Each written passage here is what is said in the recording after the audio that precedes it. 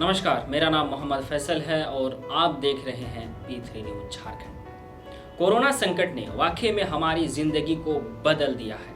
हमें बहुत कुछ सिखाया है, हमें अपनी प्राथमिकताओं को बदलने पर मजबूर किया है, हमें सोचने का समय दिया है, खुद के अंदर झांकने का एक और मौका दिया है।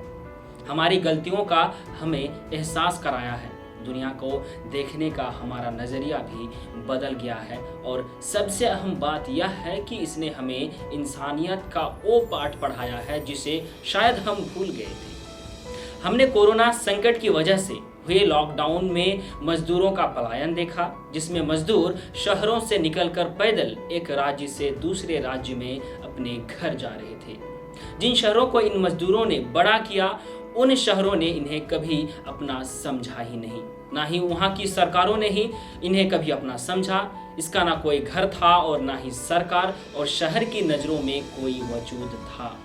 इस लॉकडाउन में मजदूरों की बहुत सारी बेहद दुखद और इंसानियत को शर्मसार करने वाली तस्वीर हमने देखी हैं, जिसे हमें कभी नहीं भूलना चाहिए। हमारी इंसानियत बस एक दिखावा बन चुकी है, हमारा विकास लाचार और हताश हो चुका है। अगर हमें भविष्य को सही करना है तो इन तस्वीरों को भूलना नहीं चाहिए।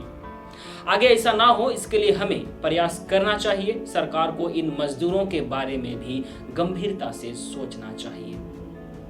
मैं यह सोच रहा था कि हमें आज़ादी मिले 70 साल हो गए, फिर भी आज ऐसे हालात क्यों हैं? हमें आज़ादी दिलाने वाले हमारे नेताओं ने क्या इसी भारत का सपना देखा था? क्या यह देश सिर्फ संविधान में सभी के लिए एक जैसा है? हमारे देश और उसके संसाधनों पर सबका अधिकार एक जैसा क्यों नहीं है? क्या हमारी न्याय व्यवस्था सबको एक जैसा न्याय दिलाने में सक्षम नहीं है? क्या हमारा देश इंसान को इंसान समझने और बेहतर देश बनाने के लिए बेहद ज़रूरी है कि इन सभी सवालों के जवाब मिले। इसी लॉकडाउन में सुकून देने वाली तस्वीरें भी सामने आई, जिसमें लोग दूसरों को जो भी हो सकती है वो मदद किए, दूसरों के दर्द को समझने की कोशिश कर रहे थे। ये तस्वीरें देखकर ऐसा लगता है कि कोरोना संकट ने हमारे अंदर की इंसानियत को जगाया है और ये पाठ पढ़ाया है कि एक दूसरे की मदद करना, दूसरों का दुख और दर्द समझना, यही इंसानियत है, यही हमारा कर्तव्य है। और एक इंसान होने के नाते यह हमारी जिम्मेदारी भी है। कोरोना संकट में आने वाले दिनों में हमारी जिम्मेदारी और बढ़ गई है, आने वाला समय और भी मुश्किल साबित होने वाला है और इसलिए हमें एकजुट होने की ज़रूरत है। आने वाले समय में हमें संयम और धैर्य बनाए रखने की ज़रूरत है, एक दूसरे को समझने की ज़रूरत है। वैश्विक रुझानों की माने तो कोविड-19 का भारतीय अर्थव्यवस्था और समाज पर बहुआयामी प्रभाव पड़ा है। राष्ट्रव्यापी तालाबंदी के कारण गरीब वर्गों के जीवन और आजीविका पर बढ़ती चिंताओं के बीच सरकार ने कई बड़े आर्थिक पैकेजों की घोषणा की। इनमें से सबसे ज़्यादा असंगठित क्षेत्र में कार्यरत मजदूर और शहरों में अनौपचारिक बस्तियों में रहने वाले इंसान हैं। उन्होंने तालाबंदी का सबसे ज़्यादा खामियाजा भुगता है। उनके पास किसी नौकरी का अनुबंध नहीं है, कोई नियमित काम नहीं है और किसी भी सामाजिक सुरक्षा के बिना उन्हें और उनके परिवारों को निर्वासन के दौरान अक्सर सरकारों की लापरवाही का सामना करना पड़ता है।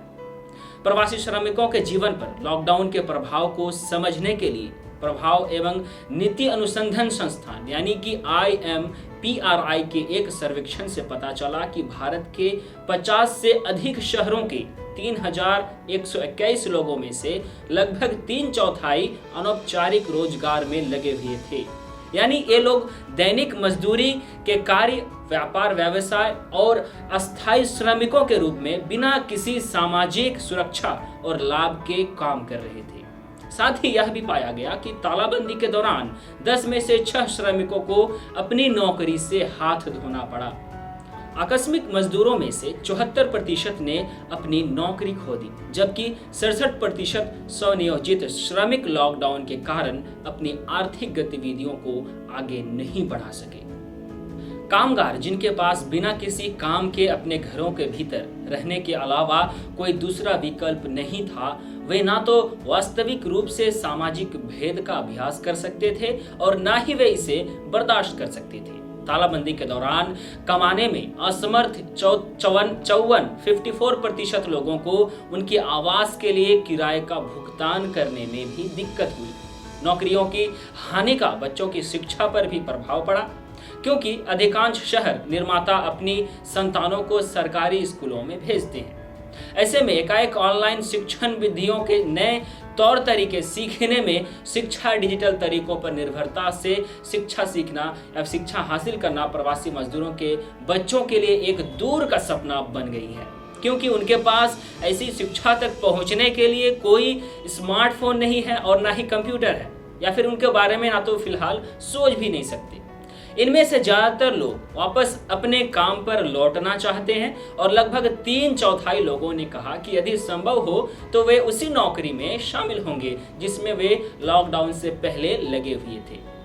दूसरे शब्दों में वे नौकरियां या अन्य विकल्पों के इस नुकसान को एक अस्थायी घटना मानते हैं। किसी भी केंद्र और राज्य सरकार के राहत उपायों का लाभ उठाने के लिए नगद और गैर नगद दोनों तरह के लाभों के लिए लोगों के पास सरकारी दस्तावेज जैसे राशन कार्ड, आधार कार्ड, बैंक खाता होना चाहिए और विभिन्न सरकारी कल्याण योजनाओं पर नामांकित होना चाहिए। सर्वेक्षण में पता चला कि सरकारी सहायता कार्यक्रमों के लिए पात्रता का कवरेज एक प्रमुख चिंता का विषय था। जैसा कि लोगों द्वारा विभिन्न महत्वपूर्ण दस्तावेजों की स्थिति से स्पष्ट है, लगभग 23% लोगों के पास राशन कार्ड नहीं थे, 32% के पास जीरो बैलेंस वाले जनधन बैंक खाते नहीं थे और औसतन 10 में से केवल एक लोग के पास भारत सरकार के प्रमुख सार्वजनिक स्वास्थ्य के साथ साथ जीवन बीमा योजनाओं जैसे आयुष्मान भारत, पीएम जीवन ज्योति बीमा और पीएम सुरक्षा बीमा योजना के अंतर्गत आता है, ये सब कुछ नहीं थे। अब बात करते हैं पर्यावरण की, जिसमें लॉकडाउन की वजह से सुधार देखने को मिला। प्रदूषण कम हो चुका है, नदियों का पानी साफ दिखने लगा है। हम अगर हमारी ज़रूरतों को नियंत्रण में रखते हैं और पर्यावरण को ध्यान में रखते हुए विकास करते हैं तो पर्यावरण को हानि नहीं पहुंचेगी, जिसका फायदा पंछियों और वन्य प्राणियों के साथ साथ हम सभी को मिल सकता है। जब कोरोना वायरस ने पूरी दुनिया में अपने होने का एहसास कराया तो दुनिया के अलग अलग देशों ने लॉकडाउन को ही सबसे बेहतर रास्ता माना। उसके लागू होने के साथ पूरी दुनिया जैसे ठहर सी गई। लोग घरों में कैद होकर रह गए और शायद पहली बार घरों में रहना कठिन हो गया, क्योंकि एक वायरस ने हम सबको अपने घर के अंदर कैद होने पर मजबूर कर दिया।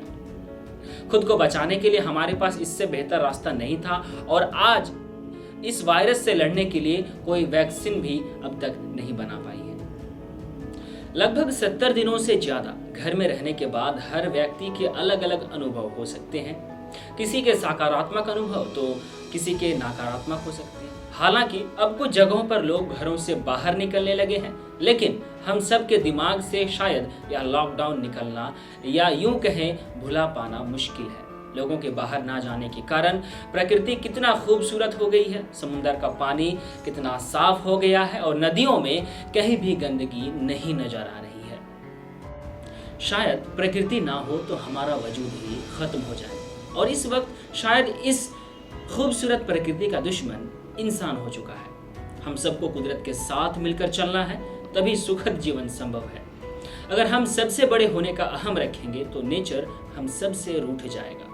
वक्त रहते हमको समझना होगा कि इंसानों को प्रकृति का सम्मान करना जरूरी है, नहीं तो इंसानों द्वारा प्रकृति का किया गया अपमान हम सबको किसी न किसी तरह से यह महसूस कराता रहेगा कि तुम गलत कर रहे हो।